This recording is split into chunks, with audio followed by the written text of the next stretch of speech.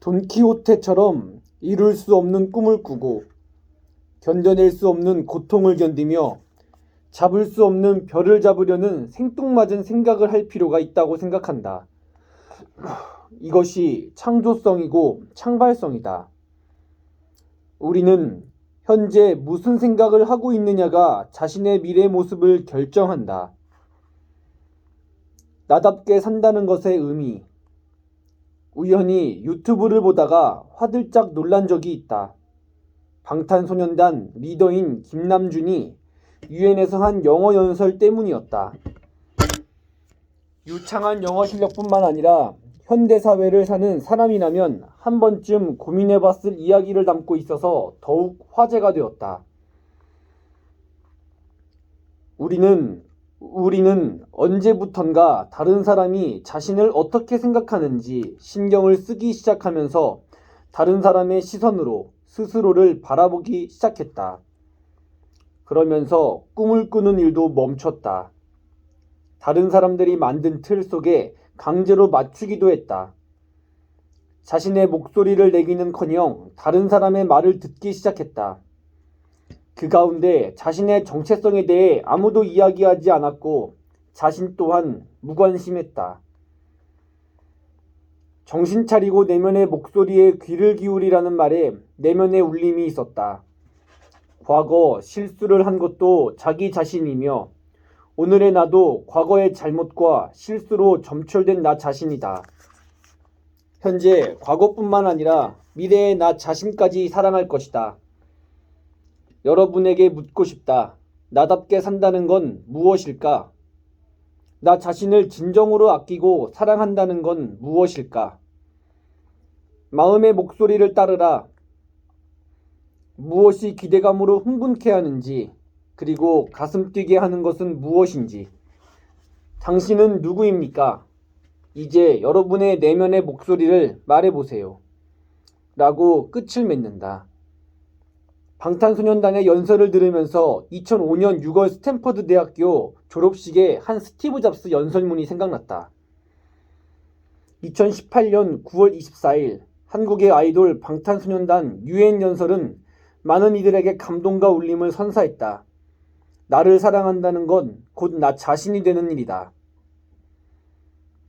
연설의 주요 내용은 이렇다. 다른 사람의 삶을 사느라 시간을 낭비하지 말고 타인 생각의 결과물에 불과한 도그마에 빠지지 말라. 다른 사람의 견해가 자신 내면의 목소리를 삼키지 못하게 하라. 가장 중요한 것은 가슴과 영감을 따르는 용기를 내는 것이다. 갈망하라. 그리고 우직하게 가라. 이다.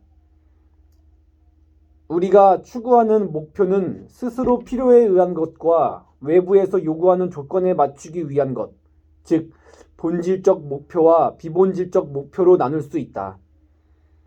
추구하는 그 자체로 행복감을 주고 한 개인이 근본적으로 추구하는 가치에 관련된 것이 본질적 목표라 한다면 자신의 필요에 의한 동기가 아니라 외부적 동기로 채워진 목표가 비본질적인 목표라 할 수 있다.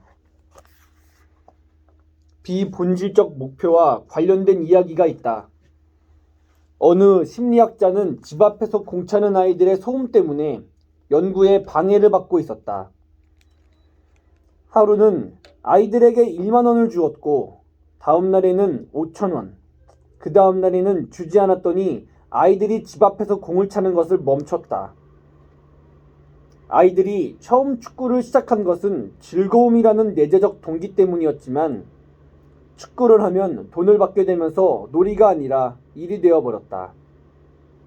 내재적 동기가 보상을 받아야 뭔가를 하게 되는 외재적 동기로 바뀌면서 벌어진 일이다. 방탄소년단과 스티브 잡스의 연설의 공통적인 내용은 다른 사람의 시선이 아닌 내면의 목소리에 귀를 기울이라는 것, 즉 본질적인 목표를 추구하고 자신의 정체성을 찾고 이를 진행함에 있어서 스스로 마음과 직관을 따를 필요가 있다는 것이다. 반드시 꿈과 목표는 내재적 동기에서 시작되어야 한다. 반드시 꿈과 목표는 내재적 동기에서 시작돼야 한다. 다른 사람의 목소리나 지위, 권력과 같은 외재적 보상에 의하면 불행해질 수밖에 없다. 일반적으로 사람들이 갖고 있는 기준틀에 기를 쓰고 매달리는 경향이 있다.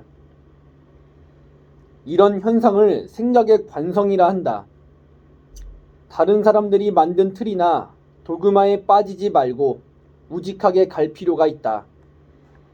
오로지 미래의 자신과 경쟁한다는 미켈란젤로의 말처럼 다른 사람이나 조건과 비교하지 말고 자신만의 정체성을 찾아야 한다. 나의 경쟁 상대는 바로 어제의 나 자신이다. 생각의 힘을 펼치는 세 가지 방법. 1000번을 외치면 내 것이 되고 10,000번을 외치면 그대로 이루어진다는 인디언 격언이 있다. 목표를 향한 시작은 생각에서부터고 미국의 심리학자인 윌리엄 제임스가 말한 생각이 바뀌면 행동이 바뀌고 행동이 바뀌면 습관이 바뀌고 습관이 바뀌면 인격이 바뀌고 인격이 바뀌고 인격이 바뀌면 운명이 달라진다는 말과 일맥상통한다. 심리학 용어에 플라시보 효과라는 것이 있다. 일명 위약 효과라고 하는데 약효가 전혀 없는 약도 진짜라고 생각하고 먹으면 병이 낫는 현상을 말한다. 약 성분 때문이 아니라 심리적인 요인에 의해 몸 상태가 호전되는 것이다. 긍정적인 생각이 호르몬 작용을 도와 면역을 강화한 결과라고 볼 수 있다. 이와 반대로 노시보 효과라는 것도 있다.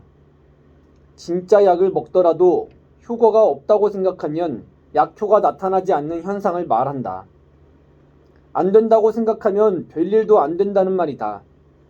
우리는 생각을 지배할 수 있다. 그 다음부터는 생각이 우리는 지배하고 보는 것이 믿는 것이 아니라 믿는 것이 곧 보는 것이 된다. 생산적인 생각을 위한 몇 가지 방법을 제안한다. 첫째, 단순하게 생각하고 명료화할 수 있어야 한다.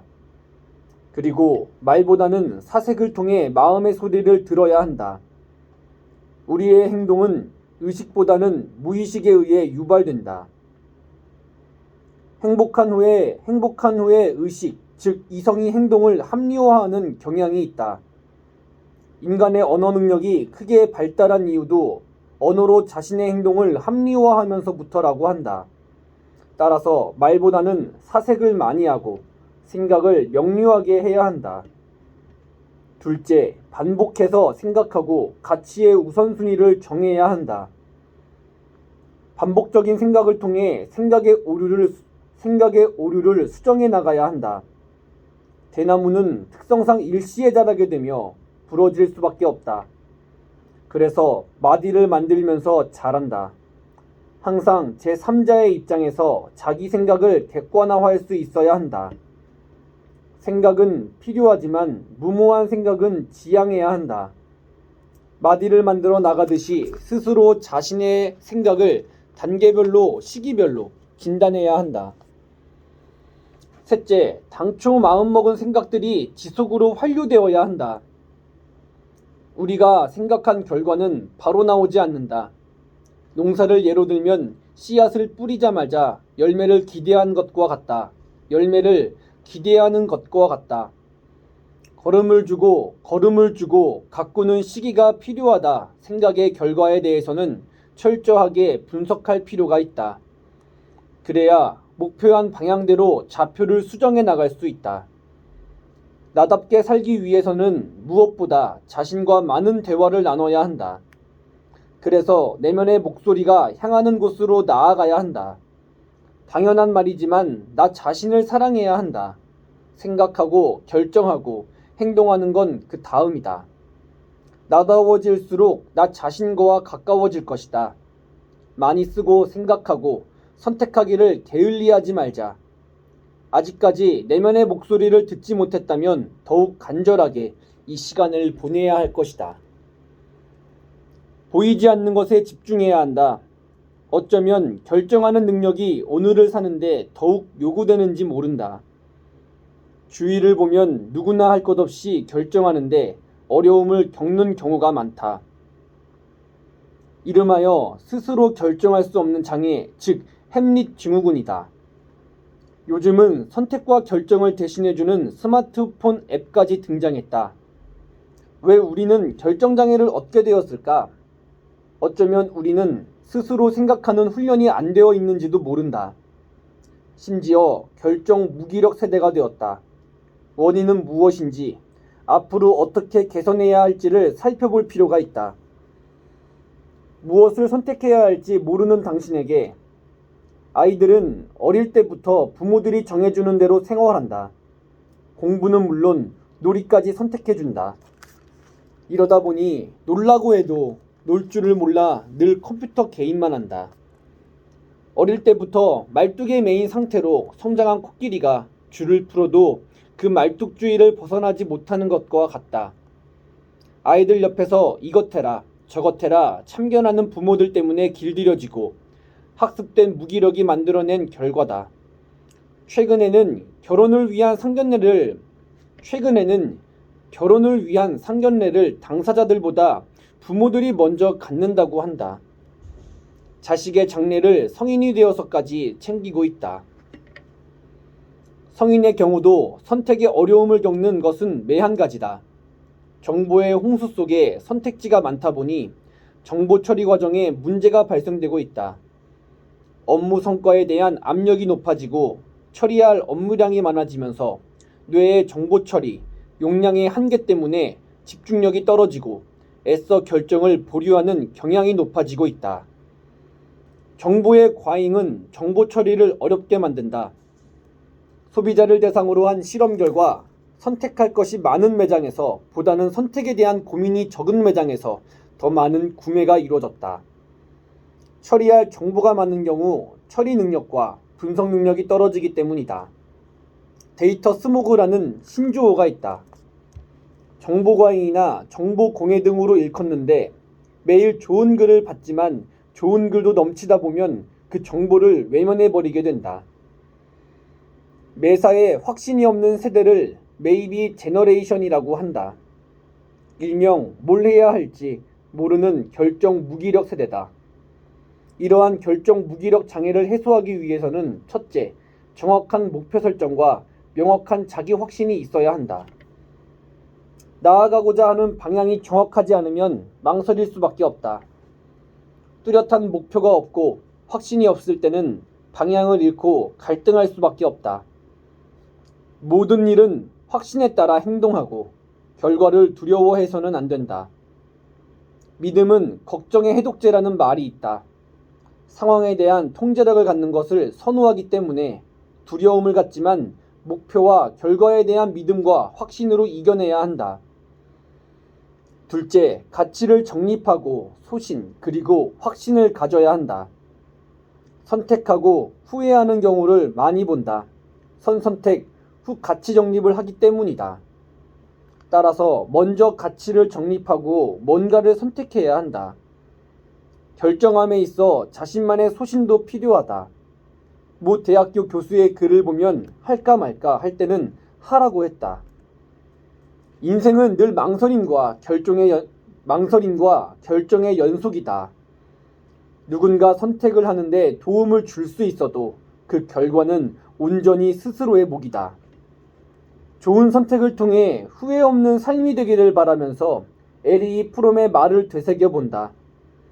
운명이 당신에게 도달하도록 허용한 지점이 어디든지 간에 지금 존재하는 곳에서 완전히 존재하라. 사람의 성격은 보이지 않는 것이 더 많다. 일반적으로 상대방의 성격을 파악하는데 짧은 시간이면 충분하다고 생각한다. 외향적인 사람은 활발하고 사회성이 뛰어나 통상적으로 많은 친구를 사귄다고 여긴다. 하지만 그렇지 않은 경우가 많다. 반면 내향적인 사람은 혼자 있고 싶어하고 자극에 둔감할 것이라 생각한다.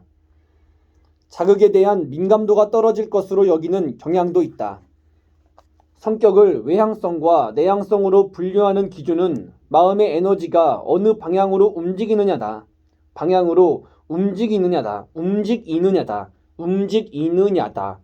방향으로 움직이느냐다. 외향성은 에너지가 외부로 향하는 것이며 내향성은 에너지가 내부로 향하는 것이다. 영국의 심리학자인 아이 젠크는 내향적인 사람들이 외향적인 사람들보다 되뇌 피질의 각성 수준이 더 높고 외부 자극엔 더 민감하게 반응한다는 것을 레몬 실험을 통해 밝혀냈다.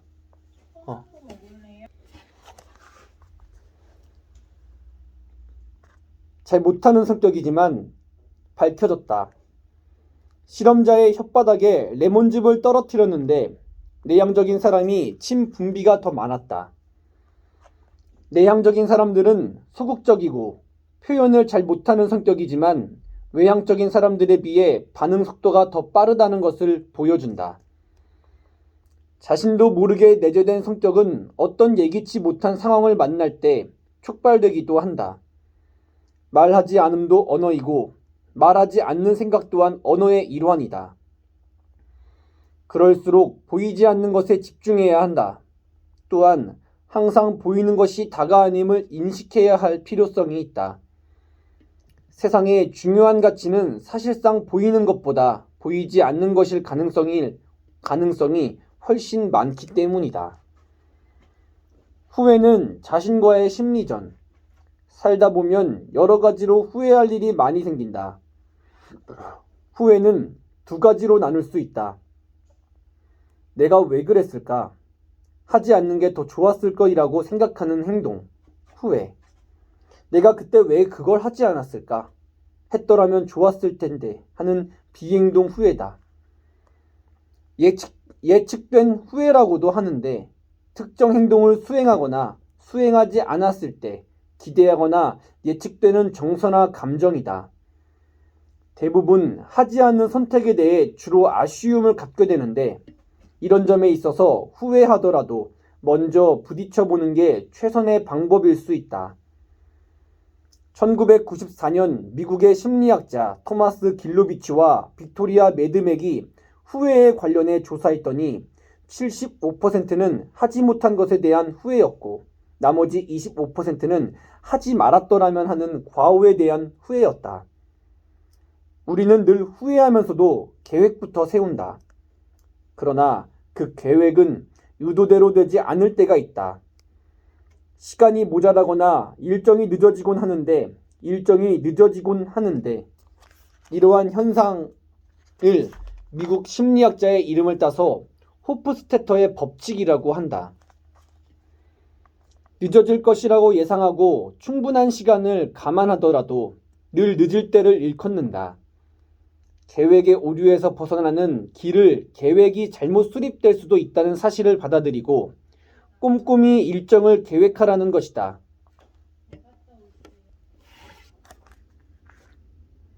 늦어질 것이라고 예상하고 충분한 시간을 감안하더라도 늘 늦을 때를 일컫는다. 계획의 오류에서 벗어나는 길은 계획이 잘못 수립될 수도 있다는 사실을 받아들이고 꼼꼼히 일정을 계획하라는 것이다. 꼼꼼히 일정을 계획하라는 것이다. 올 한 해도 며칠 남지 않았다. 기존 계획은 마무리하고 다음 해의 계획을 수립할 때다. 너무 높은 목표보다는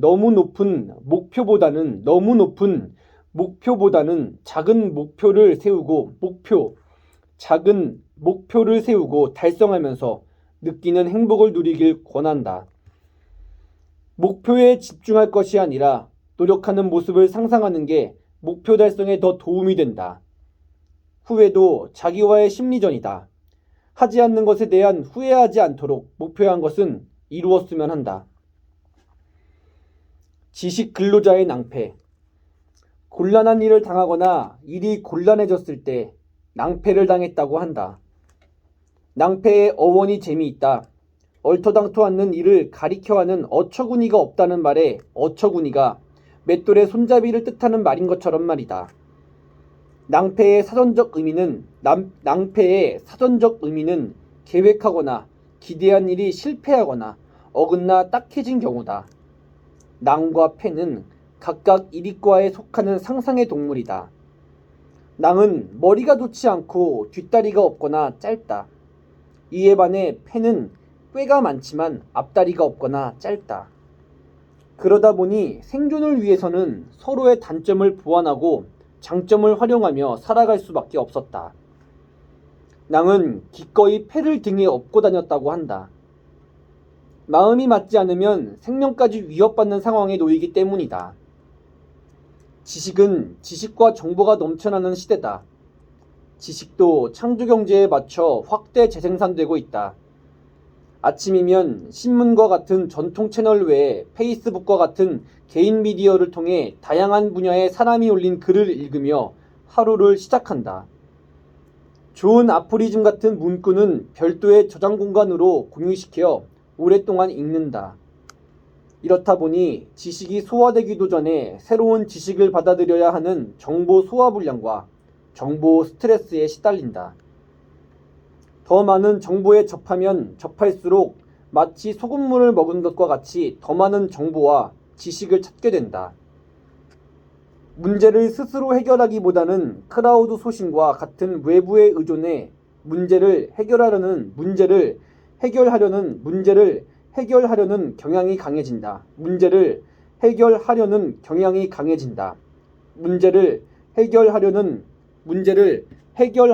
경향이 강해진다. 정해진 기준에 도달하면 스스로 칭찬함으로써 자신의 그 행동을 확고히 하는 자기 강화, 노력을 하기보다는 많은 사람들과 인터넷으로 연결된 그물망에 달라붙어 산다. 오히려 더 영혼 없이 살아가는 경향조차 보인다. 프랑스의 사회학자인 자크 아탈리가 저서 21세기 사전에서 말한 디지털 노마드처럼 현대인들은 마치 유목민처럼 디지털 기기 속에서 몸도 마음도 떠돌아다니고만 있다. 일종의 유리감옥이다. 지식 근로자는 지식을 가공해서 유통시키며 소비시키면서 부가가치를 만들어내는 사람을 뜻한다. 우리는 사냥과 육체 노동을 지나 지식 노동을 통해 생존을 이어가고 있다.